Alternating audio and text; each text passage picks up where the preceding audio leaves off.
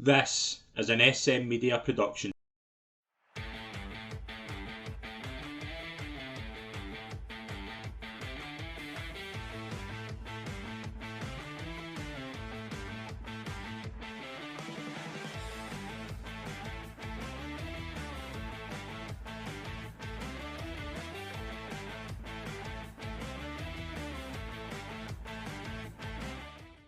Hi folks, and welcome to the latest episode of the Rangers Assessment Podcast. I'm Scott McPike. It's a pleasure to be your host as always on the Rangers exclusive SM Media Podcast channel. And we're another defeat now. With the season that promised to be so hopeful has already started with a very similar displays to what we've seen in the past. To dissect the Kilmarnock result and preview the Servette game, it's a pleasure to welcome two of the writing contributors to the Rangers Assessment. First of all, it's a pleasure to welcome on Scott Young. Yeah, I wish we were talking under better circumstances with a better game, but no, happy to be here and hopefully speak about a better performance on Wednesday. Yep, well, I'm sure we'll get into that later on. And making his first appearance on the show, it's a pleasure to welcome on Robert Carmichael. Hi Scott, pleasure to be here, buddy. It's obviously great to talk about better things, but we'll see how we get on. Yeah, interesting. Yeah, the thing with defeats is that you can spend a lot of time dissecting them, but it can leave you in a pretty bad mood after the podcast. But we're going to get through it. As I say, every single game we're going to recap here on the channel, good or bad. So we're going to start. We're just going to start just going into the game, go through all the kind of big points in the game. Scott, I was standing at Dan Park watching Whitletts and Johnson Borough with Graham Dorrans in front of me in the park and Kyle Lafferty standing about 2 rows next to me. And I looked at the team and Kyle Lafferty was in his phone roughly about 4:15 when the team came out, and he had the same kind of weird look that I did when he was on his phone. Whether it might not have been that, it might have been something different, I don't know. But the team was a weird team to start with. No Todd Cantwell, not a great deal of width, which we'll get into later on. I just thought as soon as I saw the team, and I know a lot of people share this thing, when I saw the team, I was like, that isn't going to work. No, I agree. It was a strange one. I was same with you. As soon as I looked at it, I saw Goldston, so I was happy at the start. And then the more I got further down the team, the more I thought worried. I think worried's the best word I could use. No Cantwell, Lundstrom instead of Jack, which I don't get. I think Jack's by far our best defensive midfielder. No Cantwell. I was surprised at Dowell, but I thought Dowell actually done all right in the game. But yeah, no. And then I agree. It was a straight. Sema hadn't filled me with much confidence pre-season. And Danilo played a full pre-season at Feyenoord, so he must be match fit. So I don't see why he couldn't have started. Same with maybe Swentes is slightly different because he joined 2 days before. But he'd played basically half a season in the States, so I don't see why he couldn't have started. Yeah, it was a strange one, and the further game got on, you know what the issues were, and you thought the issues were going to come when you saw the team at 4:15. Robert, I was very much of the belief of when I saw the team, I was like, that doesn't suit me. That doesn't suit the way this is going to work. Kilmarnock would know what Kilmarnock are going to do. What Kilmarnock did wasn't a surprise. Todd Cantwell, to me, was one of the shining lights of the second half of the season. He came in, he was in that number 10 role, he suited it really well. For him not to be in the team at all, to me, just didn't make sense. And it didn't. And it still, to me, is baffling how he thought.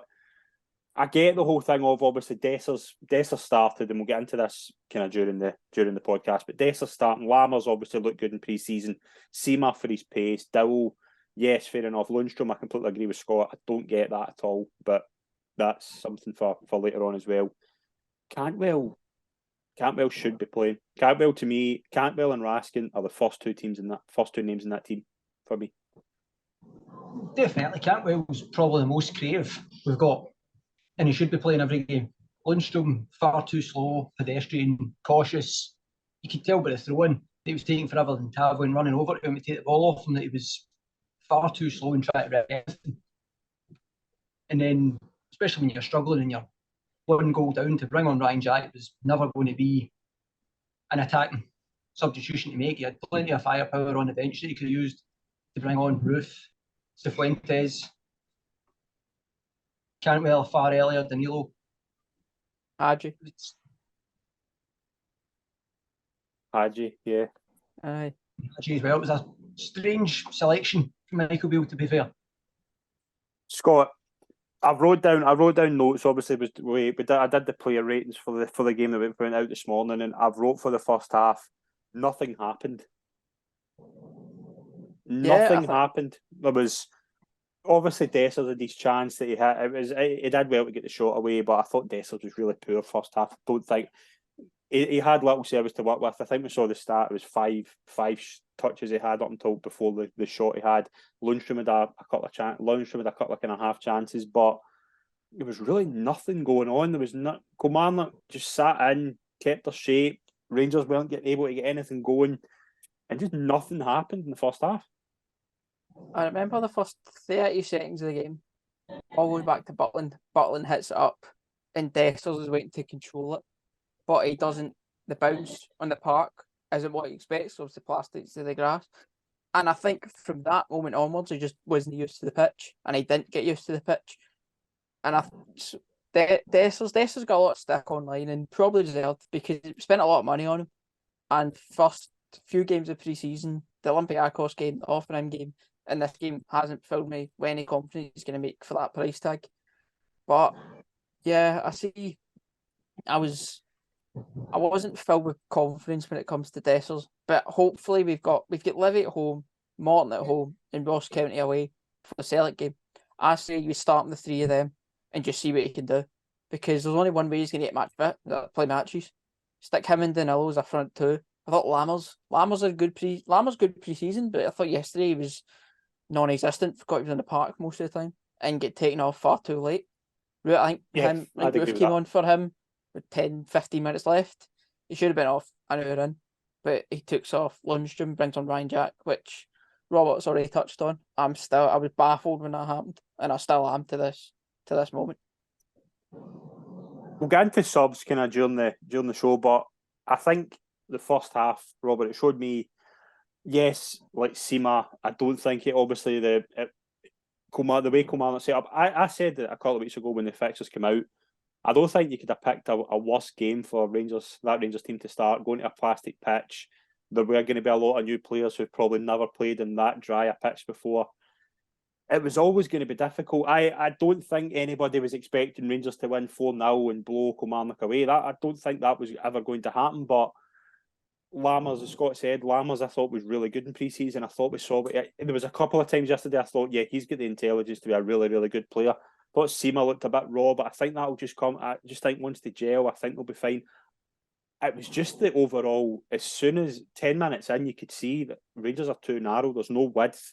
Now, I go back to, Scott might be too young for this, Robert, I don't know about you, but I seem to remember years ago, John Barnes playing with Celtic in a 4-2-2-2. I don't know if you remember that, but his idea was keep the kind of attacking players narrow in the middle, and your fullbacks doing a lot of work. Now, Tavernier and Barisic going forward, fair enough, but how many times were Kilmarnock getting up the park? Because there was zero width. The fullbacks were too far up, and it was leaving so much space in the wide area of the park for Kilmarnock, and Kilmarnock were able to get up. Kilmarnock should have been ahead at half time.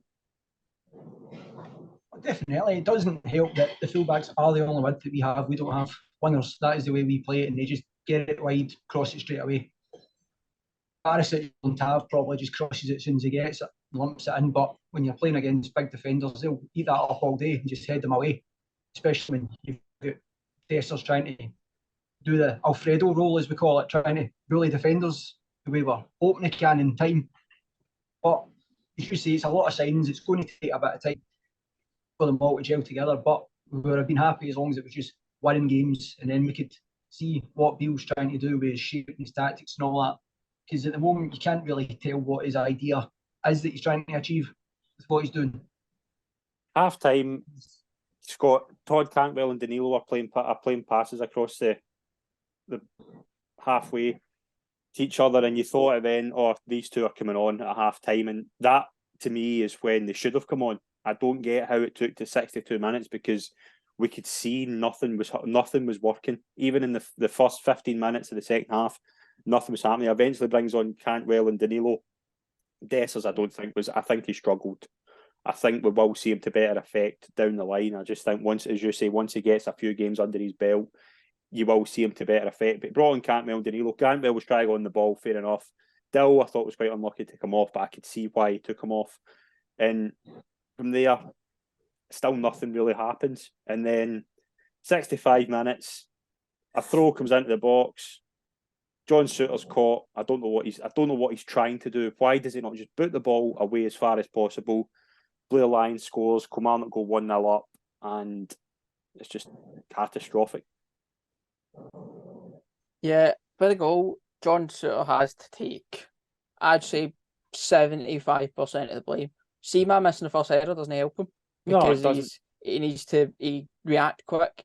But if that's Ben Davies, then it's a witch hunt against him. And I think we have to trust. So we have to treat Souttar the same way. He made a mistake at Celtic Park in his first game in months, and he made a mistake again yesterday. I like Souttar. I think Souttar's done more good than bad. I don't think he was too bad, and up until I think he was probably one of the very few Rangers players. Him and Raskin and maybe Dowell to an extent were probably the only the Rangers players I would say were okay in the game. But Souttar, I don't know why he doesn't just put the ball away. It's just classic defence. Don't take a touch in your own box. Get the ball as far up the park as possible. Yeah, I'm still. I watched the goal just before we came on, and I still don't know what he's trying to do. Like, he controls it in the 6-yard box and just doesn't do anything with it. He just lets the boy put in the net. I thought Butland couldn't have done anything about it. I actually think Butland was all right. Yeah. He came for a lot of crosses, which we haven't had a goalkeeper doing in years. His distribution looked all right. He managed to get it quite far up the park. I think a way to pass my goalkeeper is quite crucial when it comes to things like that.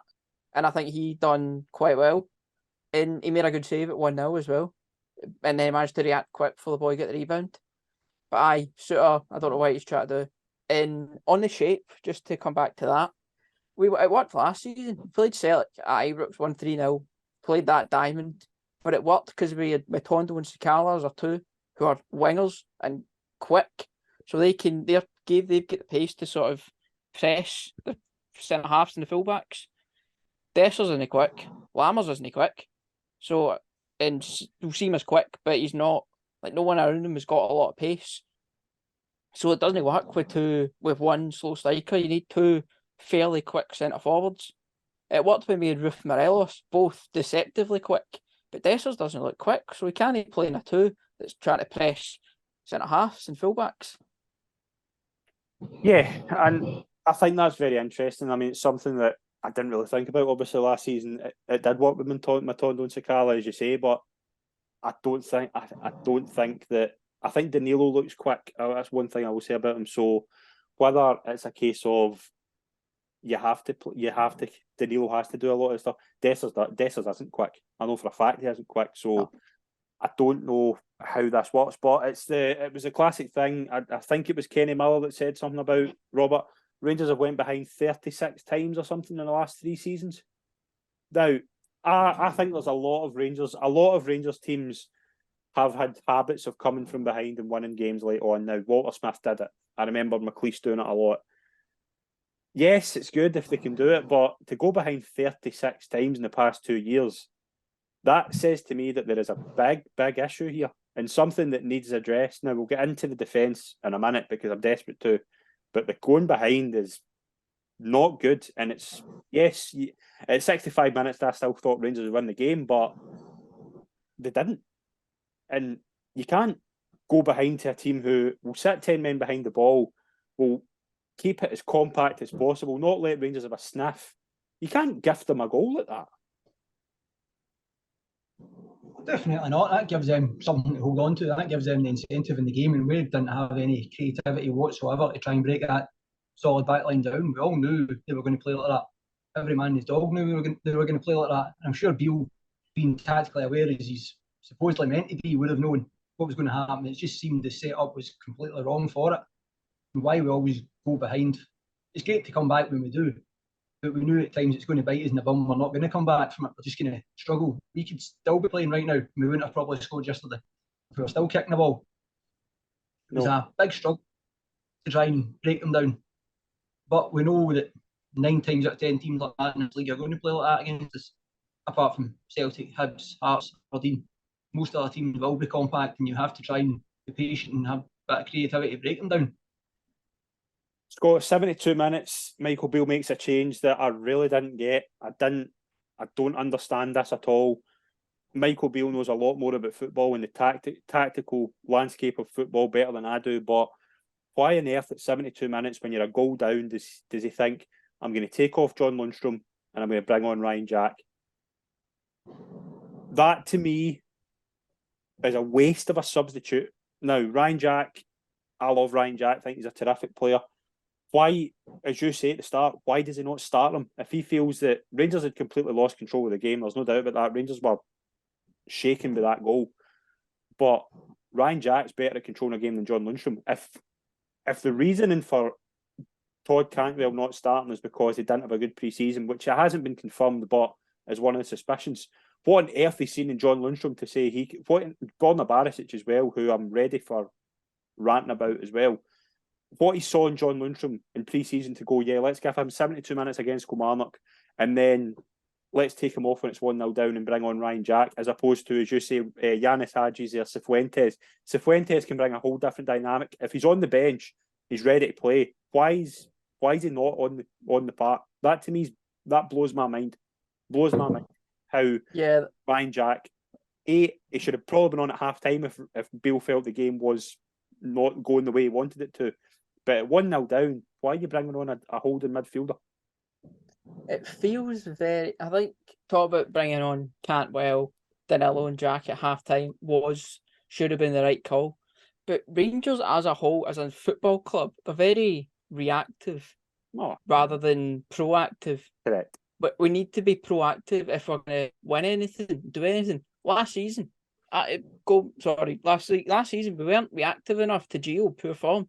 It was until the league was done, basically, then we decided to sack him, which is reactive. I could have saw what happened. I could have saw Gio could have sacked at the Ajax game, get beat 4-0. But we left it too long, and we done it again. And I think that's gone down to the manager. He's too reactive to things happening. I could have told you that half time. I could have told you Kelly would score easily. Kelly would score, and so he could have seen it. If I could see it, he could see it. So we should have done something more proactive. I could use that word again. Proactive to the game and what he could see coming, and get Cantwell on, get Danilo on, get Ryan Jack on. Ryan Jack played 45. I think he played 45 minutes in Hoffenheim, and that was a week ago. If he could play 45 minutes in Hoffenheim a week ago, he could play an hour yesterday. Because I think he was injured for the best part of pre-season. But still, he played a good half a week ago. So he could have played an hour yesterday. And then, because he's much better, I think Ryan Jack's 10 times better John Lundstram is. So Ryan Jack should have started, if not. And don't bring him on when we're 1-0 down either. Because that's not helping anyone. No, it certainly isn't. And then we'll get into the defence now. Robert, £15 million has been spent in the forward line. Now, absolutely, it's had to be spent because the forward line needed radical surgery. Morelos is away, Kent's away. The people that I saw on social media yesterday saying Rangers would have won that game if Morelos and Kent are there, they need to stop talking because the game would have been the same result. It would have made a difference if Morelos and Kent were there. There's a reason why nobody was sad to see the back of them, because they weren't good enough in that game. So forward line, I think the forward line will improve. But when you spend 15 million in the forward line and your defence is the same as it was 5 years ago, with the exception of John Souttar, and Borna Barisic, I've been on record many times in saying he's done at this football club. I don't think Goldson and Tavernier were that bad, but that left-hand side has been a massive problem for a long, long time. John Souttar is not a left-sided central defender, so why play him there? That is still a major problem. You could see it 5 or 6 times yesterday. That left-hand side is a massive, massive problem that needs addressed before the end of August. Absolutely. We all know that back post Borna, as he's got his nickname, can't defend anything. He's been well known for squatting when he shouldn't, or falling asleep at crosses coming in. And yes, he's good going forward, but He's not even good at that now, though, because he's still got this habit of just taking the ball back to a safe place. Or he'll just control it straight away, whether he's just in the opponent's half and he'll try and cross it because he can't be ball anywhere. Tavernier, yes, can get away with it because he gives more, far more. Yes, he's got a defensive error in him, but he's always setting up goals, scoring penalties, free kicks. So he's contributing, whereas Barisic doesn't contribute anything apart from a mistake. In Midvan, we all hope that he could be the one to take over. He's had a pretty difficult pre-season, considering how good he was when he came in at the end of last season. And for John Souttar, I believe he probably is the best centre-half we've got if he plays on his side. But it's just because Connor Goldson's back, he's got to be playing. Because we're low on left-sided centre-halves at the minute. And Ben Davies is nowhere near the answer to anything. He's an absolutely shambolic defender as well. A very big waste of £4 million, in my opinion. 100%. But we then resort to seeing Rangers looking at doing the classic thing of what they did last season when they were leading a goal, was just put 35 crosses into the box and 3 big, tall, 6'5" centre backs will just head it away. That it's route one stuff, and it's not the answer. This tactical genius that Michael Beale is, and I think I see what Beale. I do see what Beale's trying to do. Yesterday I didn't, because I knew as soon as that team was out, I was like, that isn't going to work. So, but I do see a plan with Beale, but I don't think that was the worst. That was the worst way to go about yesterday, and then it just resorted to this: knocking balls into the box, nothing was happening, and Scott Rangers don't deserve to win the game. And full credit to Kilmarnock, because they shaped up to play very organised. Rangers didn't get anything going. Rangers were very, very poor. Kilmarnock deserved to win that game. Yeah, I mean, you know what you're going to get if you're a Dent McKinnon side. They're going to be well drilled. They're going to be defensively solid, and especially when they're all 6'5", 6'6". You know what you're going to get. We've got I think I saw the average height of our signings is like 6'1", but they're still a good 3-4 inches taller than we are. So putting the ball in the box isn't going to do it.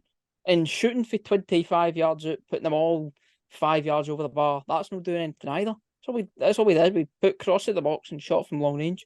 And did we have a clear-cut chance in the second half? Don't think we did. No. Souttar had that header at 0-0 to start the second half. Some say it was a penalty on Goldson. I think it would have been soft, but I could see if it was given. I was going to bring that up because I see both. I do see it being a penalty. I see if it was a penalty, I would have said, right, that's fair enough. But it is soft, and we know the in the box, it is ridiculous. You could literally get a penalty if you pass gas. Like, you literally could. But now we're in a position where that isn't. But Goldson, I don't think Goldson helps himself, because he's kind of putting himself down, kind of thing. Like, he's, do you know what I mean? So I don't think I wouldn't have been surprised if it was given. I'm not surprised it hasn't. So, but yeah, I mean, there was nothing, no chances. That's the problem. I didn't see anything, and I was surprised Seema lasted 90 minutes as well. I worry that this. I've seen Rangers teams struggle in the first day. This is nothing different, but they usually get the result, Robert, and they didn't yesterday. And it's already. I was of the opinion, and I still am. If Rangers don't get through in the Champions League, I didn't think it was a disaster, because I think domestically it's such a priority this year. Now, after losing the first game, he doesn't have that credibility at the moment, Beale.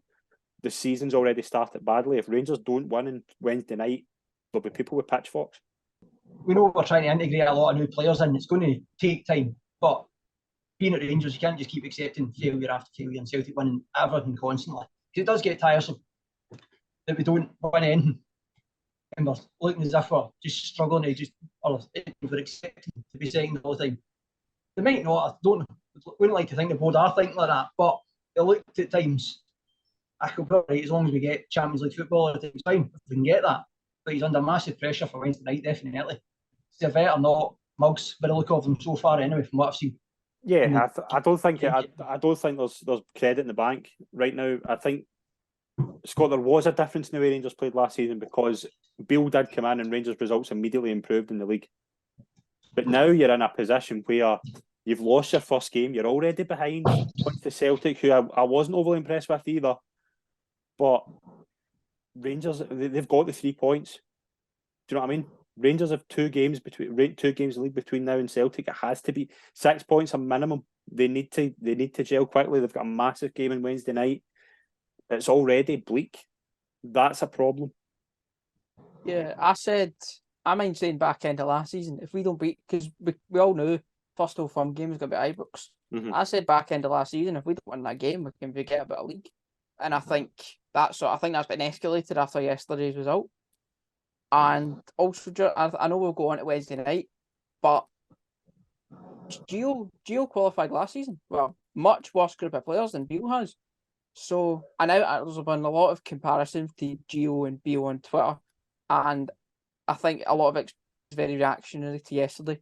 Yeah. But yeah, this Servette team are playing. They're no USG last season are probably better than this team are going to play on Wednesday because they were quite good last season. And we might end up playing PSV again. So Beale played roughly similar level team Gio did if we get past on Wednesday. So if we don't get your Champions League group stages, then I think it's a failure already. And I think we have to, because I don't think we can afford a centre half and a left back if we don't. Yeah, I think that's absolutely right. I think if you'd said a week ago would Rangers getting knocked out of the Champions League be a disaster, I would have probably said no, because I don't think it's a massive priority. But now you don't have that first win. I always say a Rangers team need to have 100% record going into the first Old Firm game. They have to. Now already you're on the back foot, and it's a massive, massive issue. Robert, there has been a lot of reaction on social media, and it is the classic. I've seen some ridiculous things, and it's always the same. I've already seen Dessers needs to go, send Seema back, things like that. Stupid stuff. But it is a high demand, and when you're already 3 points behind after one game, yes, you've 37 games to go, but this is already a bad situation. Oh, definitely, especially when it's only a 2-horse race for the league every season anyway. It's not exactly much harder than that. Celtic are what we need to try and catch. It's not going to be easy, but we have to get a far better performance yesterday. It was definitely overreactionary. I think to panic after one game with 37 to go. Yes, I don't think Bill's comments helped when he said, well, if you're not going to win, at least don't get beat. When you're playing a team like Kilmarnock, that's not trying to be disrespectful to Kilmarnock. They're not a great side, they're well drilled and know exactly what their jobs are, but it's Kilmarnock at the end of the day. And we shouldn't be going, oh, well, if we get a draw, we're all right. I would like to hope that's not his mentality going forward, that as long as we don't lose games, it's fine, because the league is a massive priority, and he's under huge pressure, even after just one game, because of pre-season he had as well. His post-match comments to me were baffling. I know I've been very, very vocal for a while that he needs to not be as open in terms of his press conference, but I think some of the things he was coming out with, and as you say, that comment was ridiculous. And I think another thing that he was asked about outgoings, and he said, yeah, we've 1 or 2 that are kind of major, that have already kind of been agreed. Talk is that one of them was on the bench yesterday. So to me, why have you, if you're potentially going to get 3 or 4 million for one of those players, and he's sitting on the bench yesterday on a plastic pitch, why you rush? Why is he on the bench? Now, I'm a big fan of Yanis Hadji, but I think it is probably best. I don't see how he fits in this system. I don't think he's going to get the minutes he needs to further. But the chat is that he's going, and you're getting a good bit of money for him, why on earth is he on the bench yesterday? Well, I just didn't understand it. I just didn't understand the whole situation yesterday. I think it's already a big problem. And I think it's one, obviously, Wednesday night is going to be important. Servette, I don't think they're the best side Rangers will come up against this season. Nowhere near it. They're better than Kilmarnock, but we know what Servette are going to do. They're going to come to Ibrox. They beat Genk, who are quite a decent European outfit. They're going to do the same as Kilmarnock did. They're going to pack the box. They're not going to give Rangers a lot of space. Scott, we're getting into Servette now. Wednesday night, there needs to be a change in the setup. You can't go with that diamond. You cannot. You can change the personnel, but I think you need width. You cannot. We saw when Rangers are against packed defences, that narrow midfield isn't going to work. No, it won't. And but what wingers have we got? So Cal's already put a goodbye on Instagram, so he's off to He's Saudi. gone. He's gone. We've got Matondo, who's not good enough, and we've got Sima, who hasn't filled me with much confidence. We've got Cantwell completely out, but Cantwell's better as a 10. Lammers could probably do a job, but he's better as a 10. We had a good left winger, who I thought was a good left winger. We've just given to Hearts on loan for a season. So who do we? If we're going to play with wingers, we need to get a winger. Unless you stick. I know it's been almost been a joke among Rangers fans recently about playing Tab as the right winger. But if that's all we've got, stick Sterling at right back. But Sterling wasn't even on the bench, so who knows how fit he is? It's what I would say worrying, because I think Beale can sort it out, but he needs to do it quick because fans are already losing patience.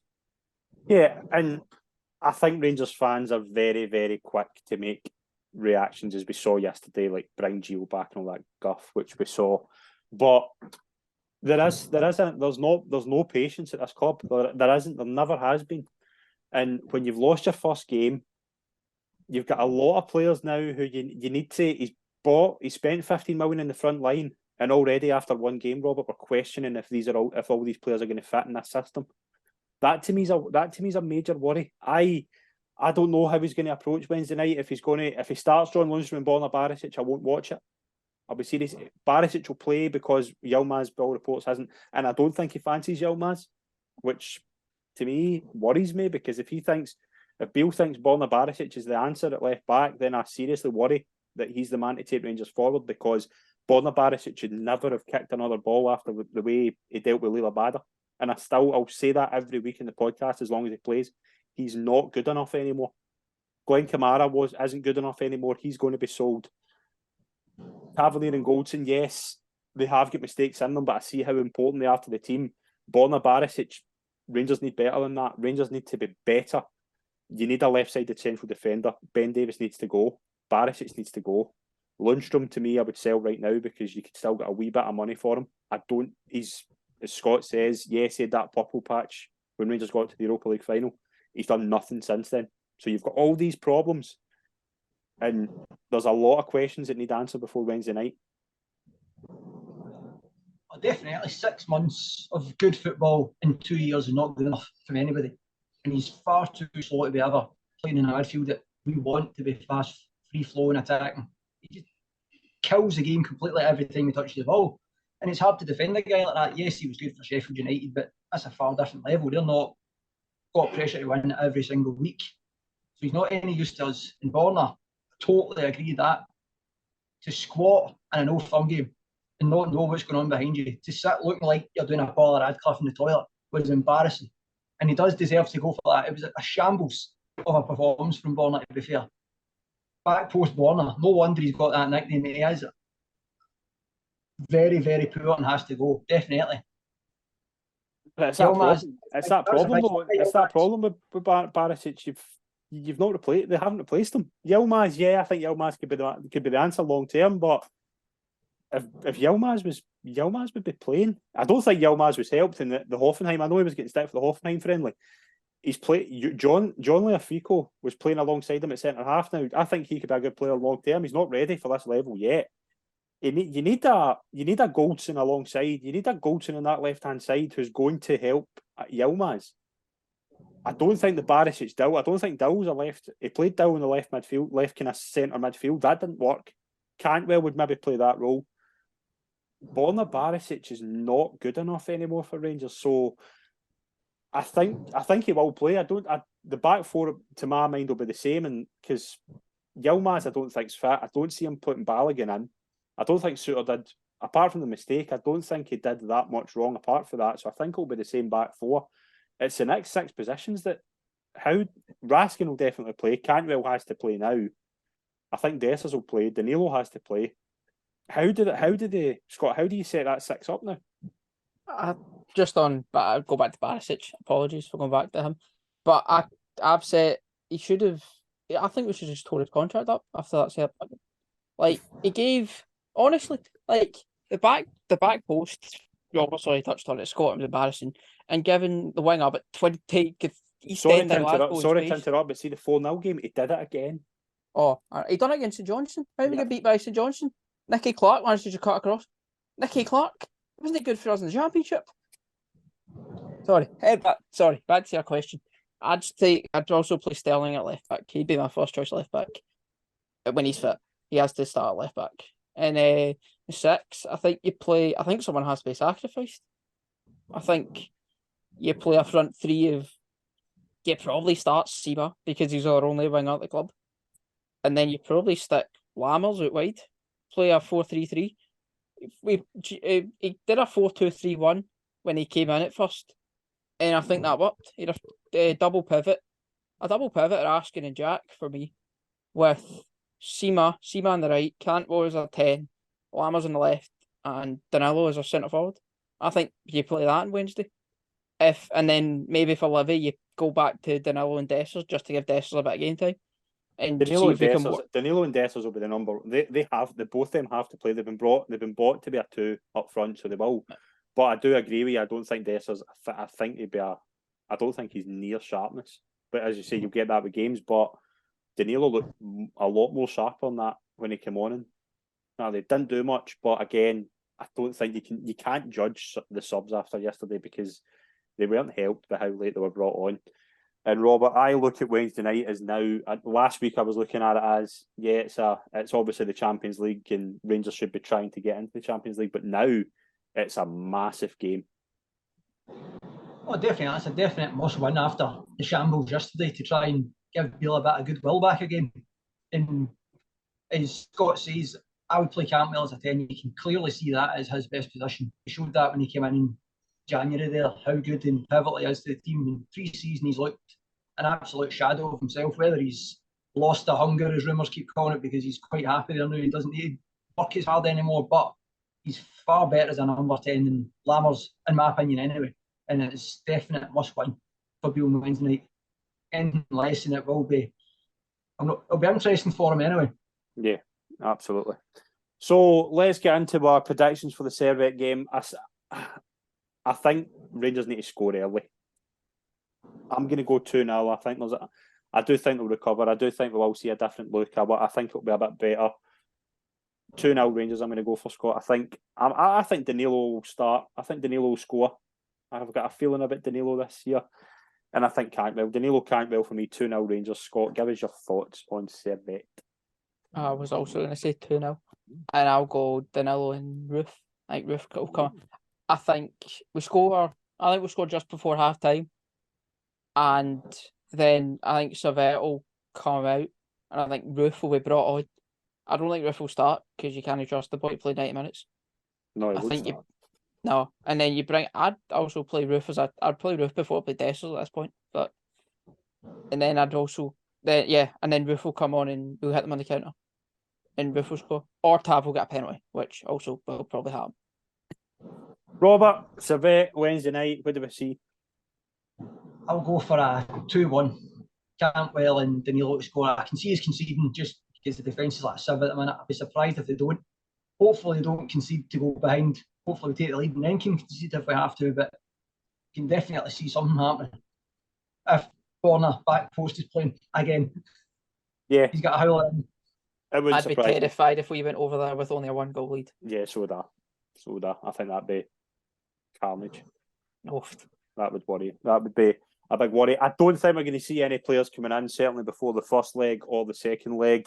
I think all depends on who goes. Let's have a talk about who is expected to leave. We saw on social media today, Fashion Sakala looks like he's heading for Saudi Arabia. The farewell post seems to be already up. Scott, I'm of the opinion with Fashion Sakala. As a starter, no, he's not good enough. But yesterday, for example, if Fashion Sakala was in the bench, I'd have a bit of hope that he might have been able to provide something different. So, yes, you will get it's good money. You can't not. It's £4 million. I think that's good, really good business for Rangers. But I do think he's the sort of player who would have been ideal to come off the bench yesterday. If you follow me on Twitter, you know my opinions on Fashion Sakala. I don't think he's good enough. I'll never. You can't miss. You can score braces against St Mirren as much as you like, but you can't miss 2 goals against Celtic Hampden and be a Rangers player. I don't think you can. and between I've heard 3, I've heard 4 million. For that, I'd drive. I think it's somewhere in the middle. Yeah, I think it's for that, I'd drive him out of Saudi Arabia. Yeah, it's a good deal. It's a good bit of business, and I think though, but Robert, it does leave this problem in my opinion that yes, I can understand Scott's angle about Sakala. I think as a squad player, yes, fair enough, but I think it also leaves a position of he was one of the very few forwards who had a versatility in all areas of the park, like the forward line. He could play anywhere in the front three. So now you've got a big void. Oh, definitely. Last season when Beale came in, the goals and assists from Sakala were unbelievable. He's the most improved player we had when Beale came in. And obviously, the man from Zambia, he's got a great song as well. So it will be sad to see him go, even though he does miss sitters against Celtic, right enough, even laughing once he does it, which is a bit weird. But he was a happy-go-lucky guy. Definitely a squad player, not a starter. He will be missed anyway for his smiley, happy, cheery face a lot of the time, even when things weren't going well. And his Waka Waka song as well. Yeah, always seemed to be a very nice guy. But I think he's a sort of player who will just go to Saudi Arabia. Obviously, he's not going to Saudi Arabia for the football side of it. He's obviously going there for a nice brown envelope that'll be coming up. But again, that's just the way. That's the way the world. That's the way football's going, and fair enough to him. Like I don't. I think it is a good deal for some of the Rangers getting a Bosman to get him in, to get 4 million or round about that for him. I think really good business. One player who I think should have been probably sold 2 years ago is likely to be sold this week, and that is Glenn Kamara. Now, it seems to be Leeds that are winning the race for him at the moment. There's a lot of clubs interested, but it's very likely that Glenn Kamara will be sold, Scott, for 50 grand. Brilliant piece of business, but he's somebody who I think you could have got a lot more for 2 years ago, because I think he's another one who just stayed too long. I think it's a difficult one with Kamara. It's a unique one, because I think the light went out of his eyes after that Slavia Prague game. I was never the same player after that. Yeah. And I don't think you can blame him, because although that Leipzig at home, he was unbelievable that night. The assist for Ryan Kent, and obviously he gets his goal as well. Or no, he didn't. He played it through to Kent squared it to Tav. And he was actually quite good in the Europa League run. Gio played about 10, and he was quite good. But yeah, I think I would have kept him. I don't know about selling him 2 years ago, because then we wouldn't have got that Europa run over. I think keeping him just for that run is good business, and we got a lot of money because he played in that Europa run. I think the way he was in that 55 season, I think you would have got a really good profit. You're obviously still going to get a profit regardless, but I think after that 55 season, when there was talk of 10 million going about, I think that was the right time to sell him, because I don't think obviously now you're getting half that. I think that's the reason I'm thinking sell him then, because you would have got a real good profit for him. But then you get the money for the Europa League run, which him staying got us from. So that's why I think keep selling him now is best. I remember it was Andy Halliday on the radio when Beale first came in. He was talking about how Beale loved Kamara and how he was going to be outstanding when he comes in. And he was never the same player when Beale came in. He wasn't good at all. He was the same. He was same as he was under Gio first half of the season. So it was a strange one with Kamara. I think the Slavia Prague game didn't help at all. No, I can see that. Blame him. But yeah, I think selling him now, £5 million. If Leeds is the club, I saw them today. They didn't look great. No, they got a last minute equaliser, but they probably should have got beat. So I think going to a big club, Leeds, big club, big fan base, got a lot of decent players there as well. I think it's a good move for all. And he'll probably be on a pay rise as well, so we can't blame him. Yeah, I think he's one of those players though, but I haven't seen him to best effect at Rangers for a year or so. But I think he's the sort of player that I think he will do really well at a club at Leeds if that's where he's going. One player who we don't know if he's going or not is Scott Wright. There was all reports that he was joining Turkish club Pendikspor. That has seemed to kind of go away a wee bit, but now I think he's in the position where I think he's turned that down. But I don't know what's happening there. But I'll be amazed if Scott Wright's a Rangers player, Robert, come the end of August. Definitely, Scott. I think he's all right for SPL, but definitely not good enough for Rangers. He's got moments in him where he could go by a player, but his final ball is horrendous at the best of times. Yes, he gave us the goal in the Scottish Cup final, which was a brilliant finish from. he did have a couple of moments, but nothing major to feel any badness about him leaving or any sadness or anything like that. I think it's definitely just a get him off the wage bill and try and get a bit of better quality in the squad, really. And on Glenn Kamara, as Scott was saying there, I think he looked as though when Aribo and Balogun left to begin with, and then Bassey left as well, he looked quite as if he didn't want to be here anymore. That his buddies had left him. And then plus turning down the bid from Nice, they should have sold him there in the end of last season when that bid came in. Because his head was never in the game at all after that. And a cracking player when he was on it. When his head was in the game, he was one of our best players at times. Always pirouetting by Scott Brown. He was falling on his backside every time because he couldn't get anywhere near him. But once his head was gone, that was it. And 5 million, still a decent profit for a guy at 50 grand, right enough. So we'd be silly not to take it. And well worth it. That a profit for us anyway. Well, there seems to be chat regarding Yanis Hadji potentially being a player who could be on his way out. Not had this confirmed yet, but there's talk of a couple of Italian clubs that are prepared to make offers during the week for him. I see Hadji as one of those players of, yes, can totally see what he brings. I think he's been a terrific player for Rangers when the times he was fit, but is he going to be a massive contributor to Rangers this season if he's there? I don't think he's anywhere close to being a regular starter. So I think if you're going to get maybe 3.5, 4 million for him, I think it's probably the right time to just part company. I'm very 50-50 on Hadji. I think he's not as good as some he splits the fan base down the middle, I think. He's not as good as some make out, but I don't think he's as bad as some make out either.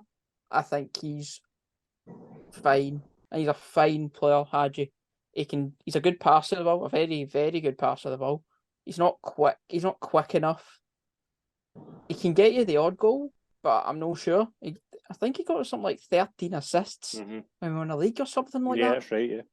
So he's obviously a good creator, but if we could, I wouldn't sell him for anything less than 5 million. I think with his age profile and obviously his name and his dad, that helps. Like clubs in Turkey would look at his name and think, "Oh, Hadji, his dad was good," and so his name would help get a price. Those things sort of matter to clubs. I think I would sell him for no less than £5 million because at the moment, Islamer's much better than Hadji. I'm not convinced. I think they're two very different players. I think Lammers is a better dribbler, but I think Hadji's a much better passer. It depends what you want from my team. But yeah, if we don't get anything less than £5 million, I'd keep him. But also, sorry, just go back to Scott Wright as well. There's an issue that we have that no one's really bringing up. We don't have a lot of Scottish boys, you need. Yeah. But you need Scottish boys. I've been banging on. We should have got Kevin Nisbet because he £2 million Hibs sold him for last year of his contract. I think Kevin Nisbet would get his goals, even as just a backup sub. He's Scottish, fills a quota. So I think we need to look at Scottish players because we need them for Scott Wright's in the Champions League squad because he's Scottish. So I think we need to start looking in the Scottish market. Max Johnson, should have got him, I think, instead of getting Sterling because I don't know how much better Sterling is than him. So yeah, I think we need to look at Scottish players for a homegrown quota more than anything. Yeah, I can certainly see that. Robert, final point, do you agree on that? Definitely, Scott's bang on. There is quite a snobbery with certain Rangers fans among Scottish players that they're not good enough because they play for Hibs or Aberdeen. Lewis Ferguson was a prime example. Cracking player for Aberdeen, went over to Serie A and he's doing absolutely superb at the minute. Okay, I don't think he's as good as his uncle right enough, but he might not be that good. But definitely Kevin Nisbet would have banged in goals for us, definitely. And it was one I was disappointed that he went to Millwall. Actually, I thought you could get him. There was always rumours that he didn't like Rangers, but if you're paying him the money, I'm sure he would have came over, no bother to score goals. I don't think he would have bothered him. Josh Doig's another one, left back for Hibs. I didn't know get him. You could get him for £2 million, but rather spend £6 million on Yilmaz. Yilmaz much better than I'm better than him. And most people are better than him. Yeah, absolutely. But we're going to wrap up there. It's been a pleasure to go through the game with you guys and obviously dissect it. I think we all obviously thought it was a difficult afternoon, but we've kind of went through it in a lot of detail. I think it's been a good show. We'll just thank our guest, Scott Young, first of all. Pleasure, thank you. Cheers for having us on, Scott. Pleasure, mate. And Robert Carmichael, thank you very much for coming on. Pleasure. Cheers for having us on, Scott. Thank you very much, guys. We'll see you all soon. We'll be back next week for a new episode of the Rangers Assessment, and tune in to the channel on Wednesday for full coverage of the Servette game. We'll have a post-match space, which I'm happy to provide as well. So we'll be on that on Wednesday night. We'll see you all soon, guys. Thank you.